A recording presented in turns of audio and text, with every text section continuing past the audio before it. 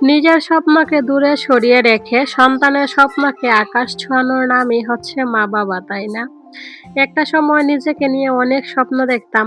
অনেক কিছু করব। বিশেষ করে নিজের জন্য কিছু করব বা নিজের একটা পরিচিতি তৈরি করব।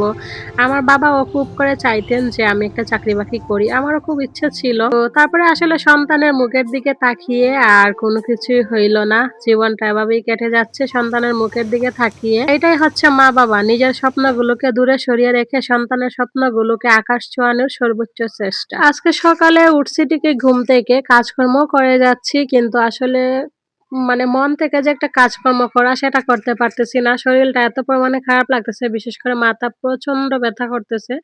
আমার বড় মেয়েটাও অসুস্থ, জ্বর, সর্দি, কাশি, যার জন্য তাকে আজকে স্কুলে পাঠাইলাম না।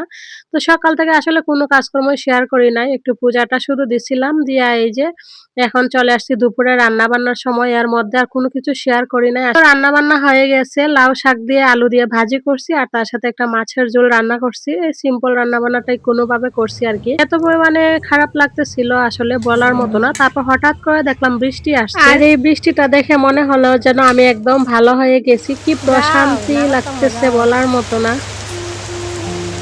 না বাবু, হাতে করে তো পুইলা যাইব।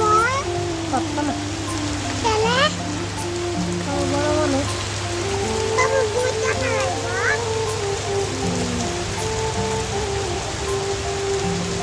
এবারে বর্ষাকালও হইতাছে।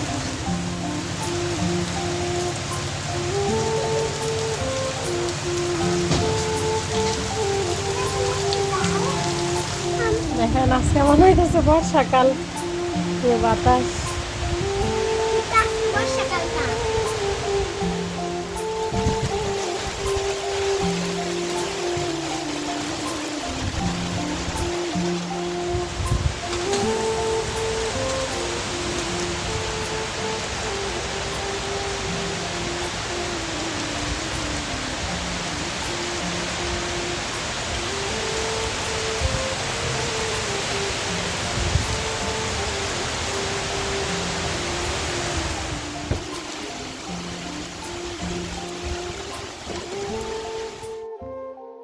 শরীর অসুস্থ থাক আর যাই থাক, সংসারের কাজকর্মগুলোকে করতেই হবে। যদিও আমাকে কেউ কখনো ফোর্স করে না যে না কাজ করতেই হবে। আমার হাসব্যান্ড সবসময় বলে যে, "তুমি যতটুকু পারবা যে সময় এতটুকু করবা। অযথা চাপ নেওয়ার কোনো দরকার নাই।" তো আমারই ভালো লাগে না। আমি যতই অসুস্থ থাকি না কেন, যতক্ষণ পর্যন্ত আমার ঘরটা একটু গোছানো পরিপাটি না থাকে, বিশ্বাস করবেন না আমার কোনো কিছুতেই শান্তি লাগে না।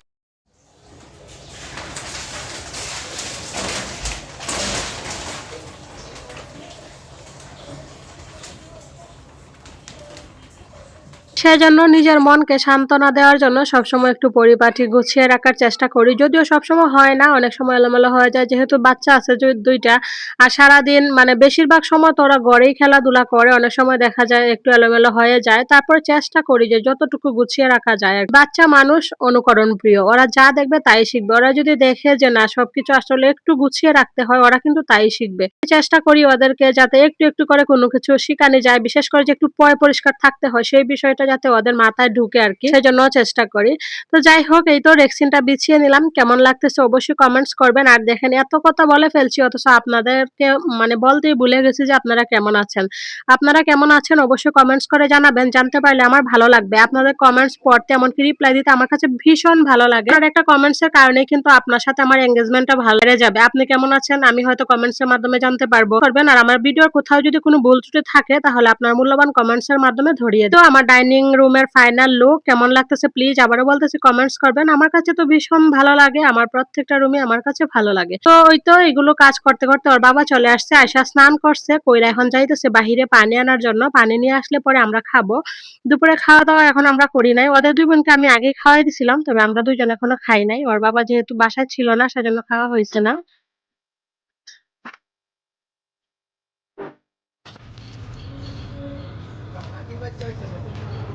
কিরা ফোন আর পড়ছে এখানে কি পাখি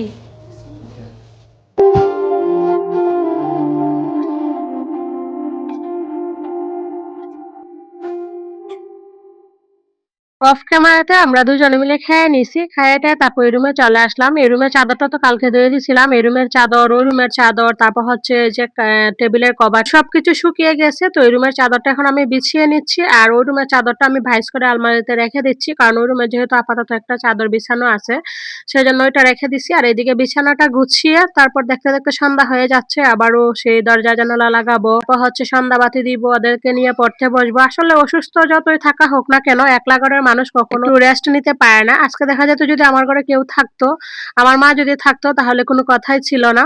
ওদের ২ বোনকে একটু দেখাশোনা করতে পারতো। আমি হয়তো একটু রেস্ট নিতে পারতাম।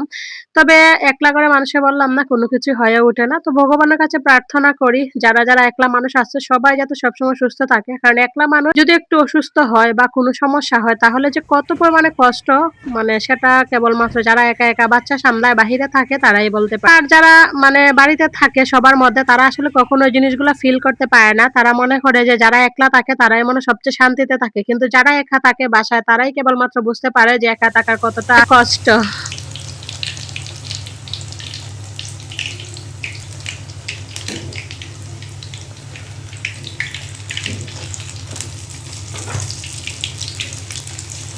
শুভ সন্ধ্যা আমার প্রিয় বন্ধুরা। আজকে সন্ধ্যার সময় বাসায় ইফতার তৈরি করতেছি। যদিও ইফতার তৈরি করার সব প্রয়োজনীয় জিনিস আমার বাসায় আছে, কিন্তু অনেক সময় তাড়াহুড়ার জন্য হয়ে ওঠে না। তো আজকে ভাবলাম যে না, আজকে বাসায় তৈরি করব।